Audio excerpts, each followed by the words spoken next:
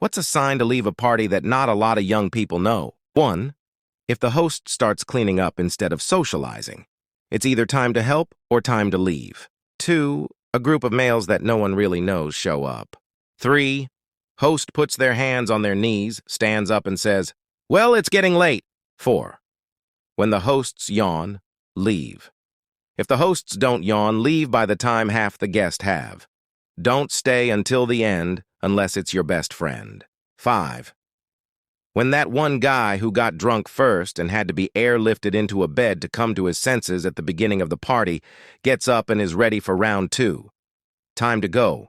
You do not want to see the round 2. 6. If there's 2 or more guys being loud and one of them suddenly takes his shirt off, you have somewhere between 1 second and 1 minute to skedaddle before the fight starts.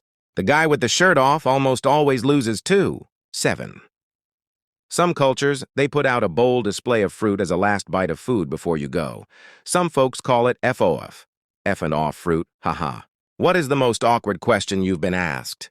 1. Hey man, mind if I squeeze in to try for her number? Dude wanting to hit on my wife while sitting together at the bar. 2. I was working in a call center doing tech support for a cable company. I fixed a lady's cable and she was so happy she asked me if I wanted to marry her daughter. I politely declined. I've always wondered what if, though. 3. You look strong. Can we wrestle? A man in the grocery store says. 4. Do you want to marry someone pretty like your sister? My grandmother, while all of us were in one room together. 5. How come you're not black? A 5-year-old asked me this while I was teaching preschool. He was black. My assistant teacher and his one-on-one were also black. They both started laughing while my brain reset itself trying to think of a good answer and also trying not to laugh. 6. If you got pounded in the ass by a man in your dreams and you liked it, does that make you gay? Not the first thing you hear on a date, but okay. What was your I knew it moment? 1. I suspected my wife was cheating for months. Then one day I found the Plan B pill instructions on our car. I've had a vasectomy for more than 7 years. 2. I one day confronted my BF that he was cheating on me. He repeatedly said, "I haven't been with another woman since I met you." "I know," I said. I continued with the allegation. He kept insisting, "No other woman since I met you," over and over until it clicked. He stopped talking. I saw it in his eyes. He knew I knew. We were talking about men, not women. 3. When I was 8, I looked at my mom and asked her if she was pregnant. She said no, and I asked if she was sure, and she doubled down. I then said, "Well, you should probably start going to the gym. You're getting kind of fat." About a week later, she announced in front of the whole family that she was, in fact, pregnant. She just didn't want to tell me before everyone else, lol. 4. When an ex-friend got busted for sleeping with a student. I always thought it was inappropriate how she acted outside of school. She would text students on weekends using her number and not a classroom app. She claimed it was for questions about homework, projects, etc. She then invited students to come and watch her perform for a shadow cast of Rocky Horror where she played Janet, so she's in her underwear 70% of the show.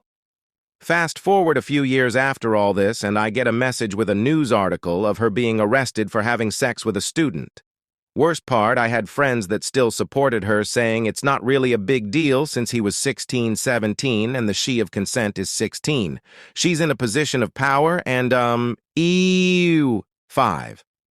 As a kid, I told my brother that pressing the button harder made the planes in Ace Combat 5 accelerate more. He didn't believe me. Years later, I found out the PS2 had pressure-sensitive buttons, and I was right. 6.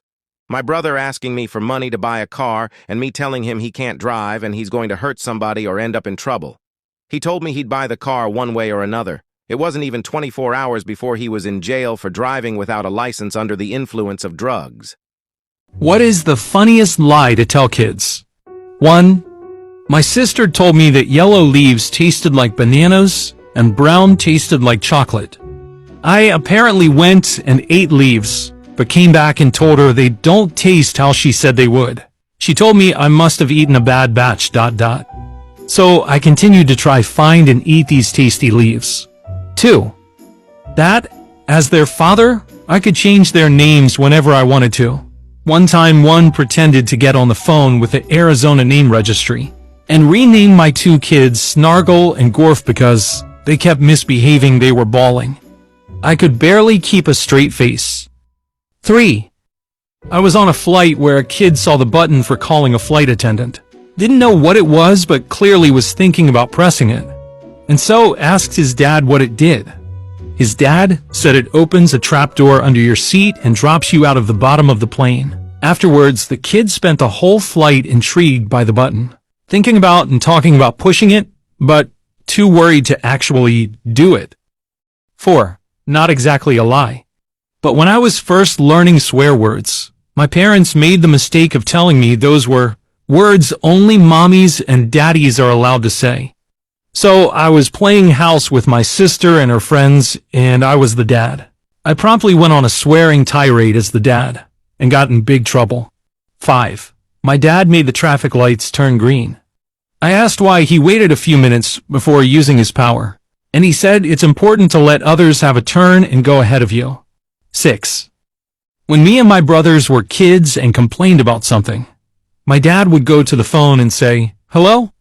Complaint department," and describe our grievance. He said the complaint department for everybody was in Calgary and was run by someone called Chief Awakanoke, and he was getting tired of our complaints. I believed that for the longest time. Therapists of Reddit, what was your biggest "I know I'm not supposed to judge you, but holy shit" moment? 1. My professor once shared what a patient said. That made her quit her job. I didn't rape my daughter. She liked it. The daughter was 6. She couldn't take it anymore. She worked in a rehabilitation center for people who have been sentenced for serious crimes and were forced to get mental help. Really difficult job, and this pushed her over the edge. 2.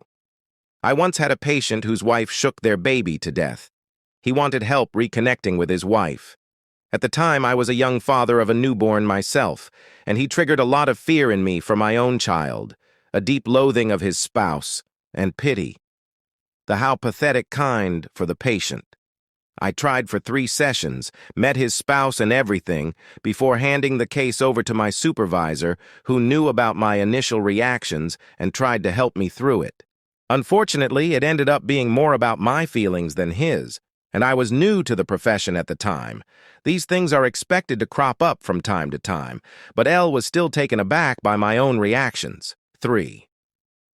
When I was underage, I got caught with a drink on Bourbon Street and got a minor in possession. I was telling my therapist about it and said that the police caught me with a hand grenade in New Orleans. He didn't realize that a hand grenade was a type of drink, and it was funny to watch him try to process that. His patient might have just casually told him that he had been caught with a fragmentation grenade. He took a big long pause and said, "Where did you even find a grenade?" I realized the misunderstanding quickly and corrected him. But for a moment, he definitely was thinking, holy shit, how do I deal with this? What does depression feel like to you? 1. Best way to describe depression is that it's like being colorblind. Everyone tells you how beautiful the world is, but you just can't see it. 2. Depression is most dangerous and unbearable when you feel nothing at all. Most people think it's about sadness, but it's more like being in a black hole of numbness and infinite inertia.